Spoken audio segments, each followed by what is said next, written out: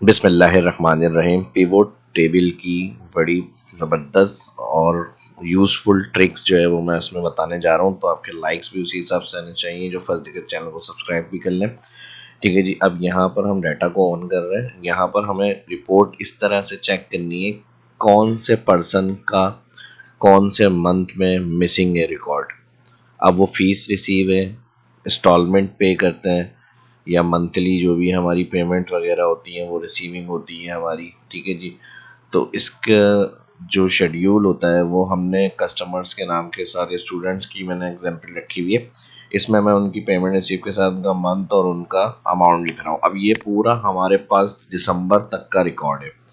अब जिस जिस पर्सन ने जो जो पेमेंट्स की हैं वो हमने यहाँ पर ऐड कर ली। मसला ये आ रहा है कि हमें इसको ये चेक करना है कौन से मंथ में किस कस्टमर ने पे नहीं करा हमें रिकॉर्ड।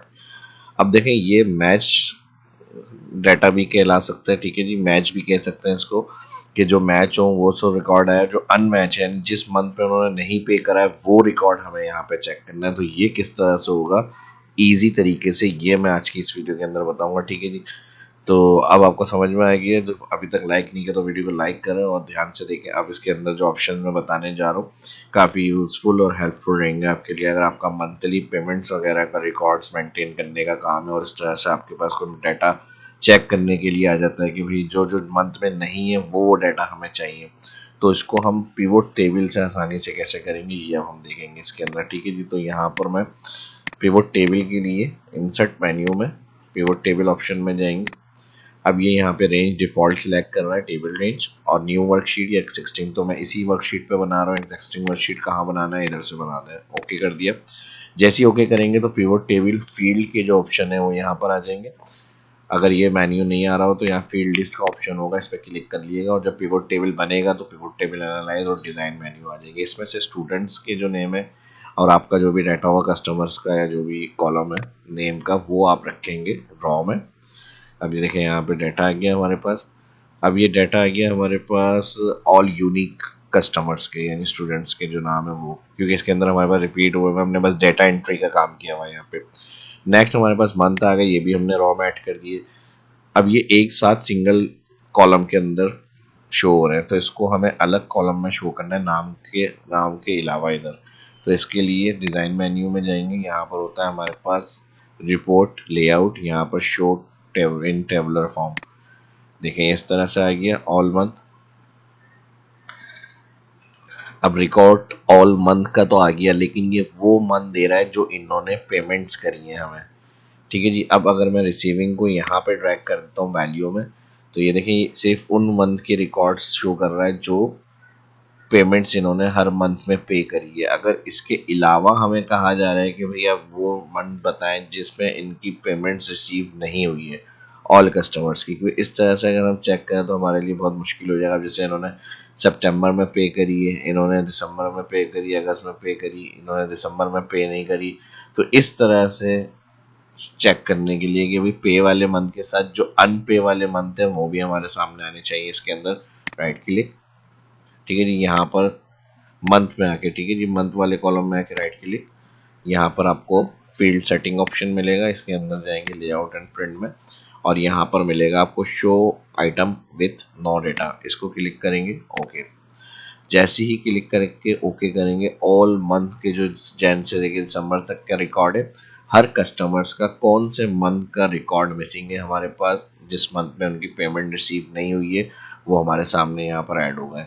अब देखें जो जो पेमेंट्स हमें मिल गई थी वो रिकॉर्ड हमारे पास आ गए और जो नहीं मिली है वो ब्लैंक से हमारे पास फील्ड शो हो रही है यहाँ पे।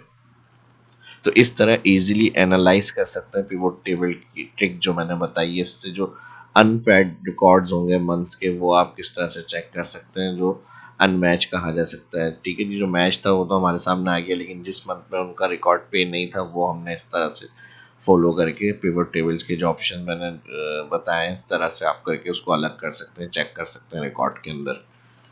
तो देखें अभी ये इस तरह से हमारे सामने लेआउट आ रहा है इसमें। ये अगर टोटल आपकी वैल्यू नहीं आ रही हो तो डिज़ाइन मेन्यू में जाएंगे, यहाँ पर आपका सब total option do not show में इस तरह होगा। अगर आपको टोटल शो करना है तो सब टोटल में जाएगी शो ऑल सब टोटल, ऐड बॉटम ग्रुप, तो यहाँ पे लास्ट में उनका सब टोटल भी आ जाएगा। तो ये तो आपका कंटिन्यू अगर आप टाइपिंग कर रहे हैं और जा रहे हैं डेटा आपका अपडेट होता रहे यहाँ पे, तो आप इस तरह का एक डिज़ाइन कर सकते हैं फॉर्मेट। अब इसमें ये होगा कि रेंज को थोड़ा सा एक्स्ट्रा सेलेक्ट करना पड़ेगा। जैसे अब इनकी हमने एंट्री करी कि जून की और जुलाई की पेमेंट हमारे पास रिसीव हो गई।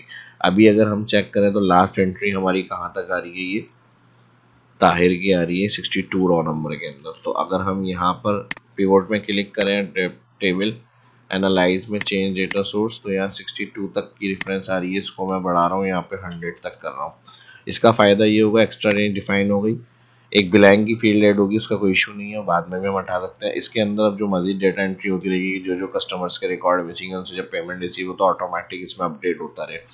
तो आपको एक्स्ट्रा रेंज डिफाइन करनी है। इनकी जून जुलाई की पेमेंट जैसे अनवार की मिसिंग है, अब इन्होंने नेक्स्ट हमारे पास आए और यहाँ पर इन्होंने हमें पेमेंट रिसीव करी और नाम मैंने इनका दे दिया,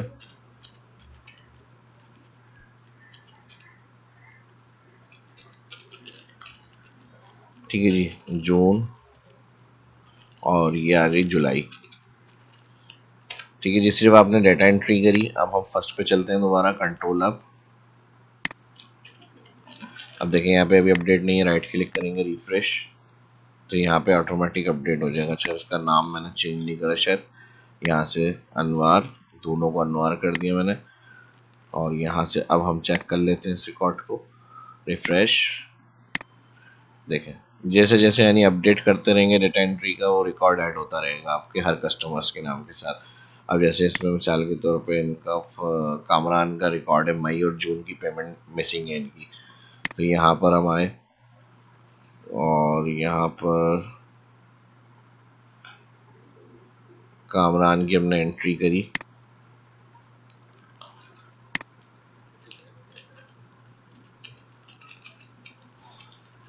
ठीक है जी, दोनों पेमेंट आ गई, जून की और मई की। अब इसको हम चेक कर लेते हैं।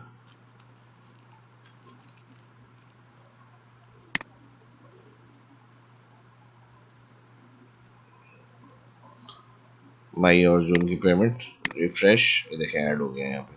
तो जो भी होगा इस तरह से आप रिपोर्ट अपनी कंप्लीट कर सकते हैं। अब हमने इसको अगर थोड़ा डिफरेंट उसमें क्राइटेरिया में यूज़ करना है, जैसे अब हमारे पास अभी तो ये डिटेल आ रही है सारी कस्टमर्स की, हमें हर कस्टमर्स की अलग अलग रिपोर्ट बनानी है। तो हम क्या करेंगे, स्टूडेंट्स को अभी हमने रॉ में ड्रैग करा हुआ है, इसको मैं ले आऊँगा फिल्टर में। जैसे फिल्टर में लाएंगे तो ये ऑल मंथ, क्योंकि हमारे रॉ में और वैल्यू टोटल वाले सेक्शन में, तो हर मंथ में आपको क्या पेमेंट रिसीव हुई है ये आ गई। लेकिन हमें कस्टमर के हिसाब से चाहिए, तो हम यहाँ पे इसके ड्रॉप में जाएंगे, क्योंकि स्टूडेंट नेम हमने फिल्टर में रख दिया है, और यहाँ से जाके जो नाम हम सिलेक्ट करेंगे तो उसके सारे मंथ के, उस कस्टमर के सारे मंथ के रिकॉर्ड आ जाएंगे। अब हमें हर कस्टमर्स की अलग अलग पेज पे रिपोर्ट चाहिए, तो हम इस तरह से फिर उसको पिवट टेबल में जाएंगे, यहाँ पर फील्ड पिवट टेबल में ऑप्शन के अंदर शो रिपोर्ट फिल्टर, ओके, तो उतने ही कस्टमर्स के हर शीट के अलग अलग रिकॉर्ड अपडेट होकर आ जाएंगे, जितने कस्टमर्स होंगे, और उनकी सारी डिटेल आ रही होगी, किस कस्टमर ने किस मंथ में कितनी पेमेंट्स करी हुई है आपको। तो सिंगल सिंगल हर कस्टमर की रिपोर्ट बनानी है, तो ये इस तरह से जो मैंने बताया वो भी काम आप कर सकते हैं। और एक मेन शीट पे जो आपका डाटा बना हुआ होगा वो आपका अलग रिकॉर्ड आ रहा होगा। मेन शीट जो होगी वो शायद सबसे लास्ट में आ जाएगी आपकी। ठीक है जी, ये मेन शीट थी आपकी जिससे हमने रिपोर्ट फिल्टर पेजेस किए थे। ये ब्लैंक ऐड हो गई, इसका कोई इशू नहीं है, आप राइट क्लिक करके इसको डिलीट कर दें। ठीक है जी, वापस आपको नॉर्मल करना है, इसी के अंदर फील्ड को ड्रैग कर लें और अलग अलग पेजेस पे अलग अलग कस्टमर्स की रिपोर्ट आ गई, और यहाँ से आपकी एक मेन शीट है जिस पे आपने फाइनली रिकॉर्ड को मेंटेन किया हुआ अपना। अब इसमें एक और काम हो सकता है, जैसे हमारे पास अलग अलग रिपोर्ट फिल्टर पेजेस हो गए, यानी हर कस्टमर की अलग डिटेल। अब ऐसा दें इनकी सिर्फ फरवरी तक की पेमेंट आई है, तो क्या ये इन शीटों में भी जाके डाटा अपडेट होगा? अगर हमें हर कस्टमर्स को या स्टूडेंट्स को अलग अलग शीट्स के हिसाब से अपडेट करना है और उनको फिर एंड ऑफ मंथ में प्रिंट वगैरह करना है इस तरह से, तो हम इसमें जो भी मजीद अपडेट करेंगे, यहाँ तो अपडेट हो रहा है रिफ्रेश से, लेकिन क्या उनकी शीट के ऊपर भी जाकर डाटा अपडेट हो रहा है? तो इसके लिए हम यहाँ पर असद की एंट्री कर लेते हैं। ठीक है जी, असद की जो पेमेंट्स है वो जनवरी और फरवरी की है। अभी मैं आपको चेक करवा देता हूँ शीट के ऊपर भी और यहाँ पे भी देख लें। अब इनको हम ऐड डेटा को ऐड करके चेक कर लेते हैं यहाँ पे। असद ने 3 पेमेंट्स एक साथ कर दी हमें, और यहाँ से हमें 1 मार्च अप्रैल मई, यहाँ से मार्च अप्रैल मई, और तीनों पेमेंट्स जो है वो 1500 थी सब कस्टमर्स स्टूडेंट्स की फ़ीस, वो हमारे पास आ गई। अब हम चेक कर लेते हैं, यहाँ पे हमारे पास असद की शीट में अपडेट हो रहा है। देखिए यहाँ पर अभी ये फरवरी तक का रिकॉर्ड है और यहाँ पे भी फरवरी तक का रिकॉर्ड है। अब मैं इसको यहाँ से अपडेट कर लेता हूँ, right click, refresh, payment send हो गई, असद की शीट में आ गया, असद की शीट में भी ऑटोमेटिक डेटा सेंड हो गया और अपडेट हो गया यहाँ पे। तो सिंपल ऑप्शन की मदद से प्रोग्राम किस तरह से हमने मेंटेन किया है एक रिकॉर्ड को, वो मैंने इसमें शेयर किया। उम्मीद करता हूँ वीडियो पसंद आई होगी, लाइक करें, शेयर करें। कुछ सजेशन है की हुई है तो वीडियो के डिस्क्रिप्शन में कमेंट में पूछ सकते हैं। मिलते हैं नेक्स्ट वीडियो में। अल्लाह हाफिज़।